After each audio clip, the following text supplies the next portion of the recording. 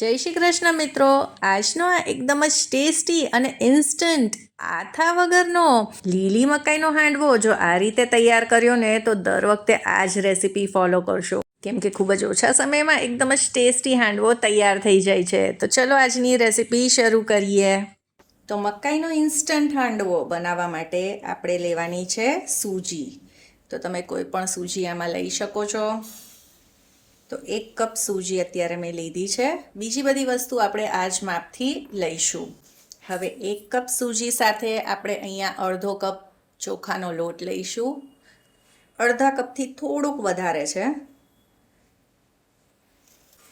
અને અડધો કપ અહીંયા બેસન લીધો છે. એક વખત આ બધી વસ્તુઓને મિક્સ કરી લઈએ. આપણે ઇન્સ્ટન્ટ હાંડવો તૈયાર કરી રહ્યા છીએ, તો આમાં ચોખાનો લોટ અને બેસન જરૂરથી ઉમેરજો. આનાથી ઓરિજિનલ હાંડવા જેવો જ ટેસ્ટ મળશે. હવે આમાં ઉમેરી દઈશું અડધો કપ દહીં. ખાટું દહીં હોય તો વધારે સારું. અને હવે બેટર તૈયાર કરવા અહીંયા હું છાશનો ઉપયોગ કરી રહી છું, કેમ કે મેં જે દહીં વાપર્યું છે તે ખાટું નથી, એટલે આ ખાટી છાશ છે તો તે અડધો કપ ઉમેરી છે. બીજું આપણે પાણી ઉમેરીશું. તો હવે થોડુંક પાણી પણ ઉમેરીએ. અને અત્યારે આપણે ઘાટું બેટર જ રાખવાનું છે. અને અત્યારે બીજી કોઈ વસ્તુ પણ આમાં ઉમેરવાની જરૂર નથી. તો આ હાંડવાનું બેટર તૈયાર છે. તો આ રીતે આપણે ઘાટું જ બેટર અત્યારે રાખવાનું છે. પછી આગળ જરૂર લાગશે તો આપણે પાણી ઉમેરીશું. અને આ બેટર તૈયાર કરવા માટે આ આખો કપ પાણી મેં વાપરી લીધું છે. અને એની પહેલાં આપણે અડધો કપ છાશ અને અડધો કપ દહીં પણ ઉમેર્યા હતા. ને હવે આને ઢાંકીને અડધો કલાક માટે રાખી દઈએ. ત્યાં સુધી આપણે બીજી તૈયારીઓ કરી લઈએ. અને લીલી મકાઈની ઘણી બધી રેસિપીઝ મેં શેર કરી છે, તો તે પણ તમે જરૂરથી ટ્રાય કરજો. અને આ સિવાય પણ ઘણી બધી રેસિપીઝ છે, જરૂરથી ચેક કરજો. તો આજની રેસિપીમાં આપણે 1.5 મકાઈનો ઉપયોગ કરવાના છીએ. તો મકાઈને આપણે 2 ભાગમાં આ રીતે તોડી લઈશું. તો મકાઈને બાફવાની જરૂર નથી. તો મકાઈના આપણે દાણાને કાપી લેવાના છે. આ રીતે આપણે દાણાને કાઢી લઈશું.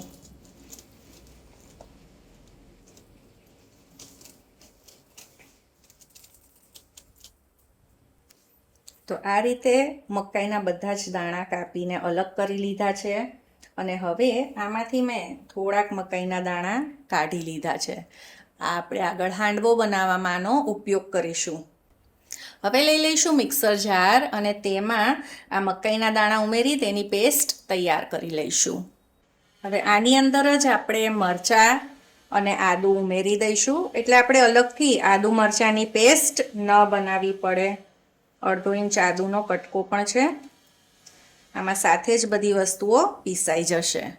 તો આને આપણે પીસી લઈએ. તો આપણી પેસ્ટ તૈયાર છે. આ રીતે એકદમ જ સ્મૂથ બનાવી લીધું છે. તો હવે અડધી કલાક થઈ ગઈ છે, તો આપણે બેટર પણ ચેક કરી લઈએ. તો આ પહેલાં કરતાં ઘટ થઈ ગયું છે, પણ અત્યારે આપણે આમાં પાણી બિલકુલ નથી ઉમેરવાનું. છેલ્લે જરૂર લાગશે તો આપણે ઉમેરીશું. સૌથી પહેલાં આ કોર્નની મકાઈની જે પેસ્ટ તૈયાર કરી તે ઉમેરી દઈશું. આ પણ થોડીક લચકા પડતી હોય છે, એટલે પાણી અત્યારથી આપણે નથી એડ કરવાનું.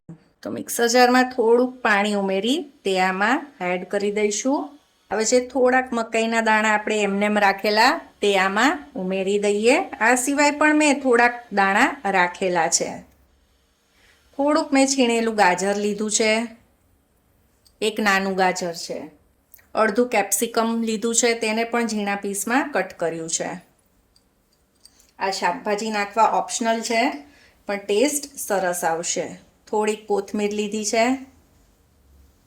સ્વાદ પ્રમાણે મીઠું, થોડુંક લાલ મરચું, થોડીક હળદર. બધા ટેસ્ટને બેલેન્સ કરવા 1 ચમચી ખાંડ ઉમેરી છે. હવે આમાં હું 2 ચમચી તેલ ઉમેરી રહી છું. તમે આની જગ્યાએ વઘાર પણ કરી શકો છો. અને હવે આપણે બધી વસ્તુઓને એકવાર મિક્સ કરી લઈએ. આ શાકભાજીમાંથી પણ થોડુંક પાણી છૂટશે, એટલે જો પછી આપણને જરૂર લાગશે તો આપણે આમાં પાણી ઉમેરીશું. તો બધી વસ્તુ સરસ રીતે મિક્સ થઈ ગઈ છે. હવે હાંડવો એકદમ જ સરસ સોફ્ટ, નરમ, ફૂલેલો તૈયાર થાય તેના માટે અડધીથી પોણી ચમચી સોડા ઉમેરીશું. આની જગ્યાએ તમે ઈનો પણ ઉમેરી શકો છો. પાણીથી એક્ટિવેટ કરીશું અને મિક્સ કરી લઈશું.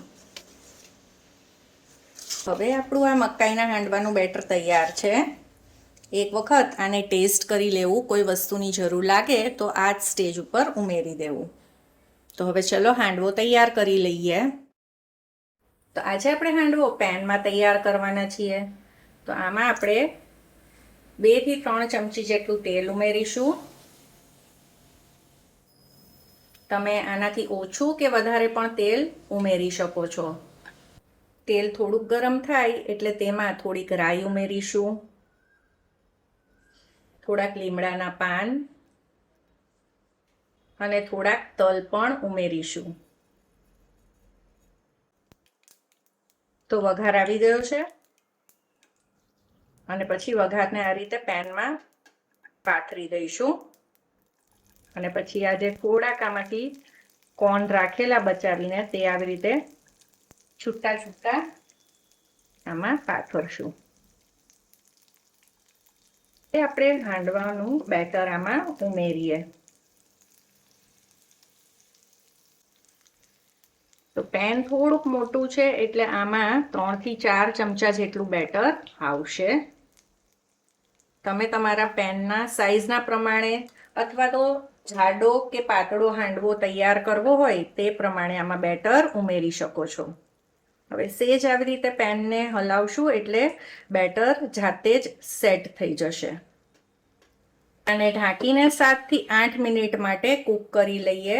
ફ્લેમને મીડિયમ કે લો જ રાખવાની છે.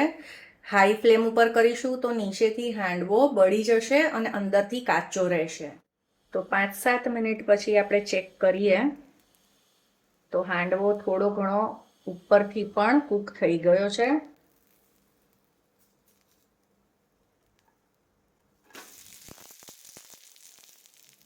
તો તમે જોઈ શકો છો એકદમ જ સરસ ક્રિસ્પી આ થઈ ગયો છે. તો અહીંયા 1 ચમચી જેટલું તેલ આ રીતે લગાવી દઈશું એટલે નીચેની તરફ પણ સરસ રીતે આ કૂક થઈ જાય. તો હવે લગભગ 2 મિનિટ માટે ઢાંકીને આપણે આને કૂક કરીશું એટલે કાચો ન રહે અને પછી આપણે આ ખોલીને કૂક કરીશું. તો આપણે ચેક કરીએ બીજી 2-3 મિનિટ પછી તો આ નીચેથી પણ કૂક થઈ ગયો છે. તો હવે આપણે આને પ્લેટમાં કાઢી લઈશું. આવી જ રીતે આસાનીથી આવી જશે પ્લેટમાં. આવી જ રીતે બીજા હાંડવાને પણ તૈયાર કરી લઈશું. તો જુઓ કેટલો સરસ તૈયાર થયો છે આજનો આ લીલી મકાઈનો હાંડવો. તો આજની આ રેસીપી પસંદ આવી હોય તો તેને લાઈક કરજો, ફ્રેન્ડ્સ અને ફેમિલીમાં શેર અને ચાર્મીસ ગુજરાતી રસોઈને સબસ્ક્રાઈબ કરી દેજો. સૌને જય શ્રી કૃષ્ણ.